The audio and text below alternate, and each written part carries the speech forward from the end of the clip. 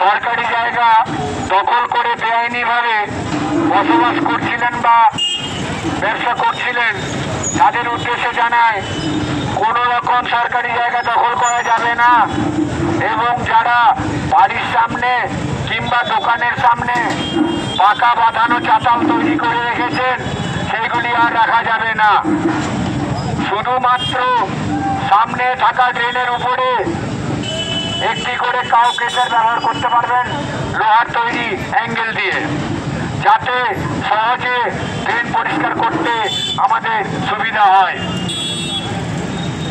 সকল ব্যক্তিগণকে জানাচ্ছি যে যারা বাড়ির সামনে নিজেদের জায়গার বাইরে সরকারি জায়গা জবরদখল করে রেখেছিলেন, আমাদের এই দখলমুক্ত অভিযান চলছে। এরপরে কোন রকম দখল করে আর জায়গা সামনে রাখা যাবে না এবং কোন চাতাল বাঁধিয়ে পাকা ঢালাই রেখে মজাক করে রাখা যাবে না। শুধুমাত্র বাড়ির সামনে বা ড্রেনের উপরে স্ল্যাবের পরিবর্তে লোহার অ্যাঙ্গেল দেওয়া কাউ পেটের ব্যবহার করতে পারবেন, যাতে সহজে ড্রেন পরিষ্কার করা যায়।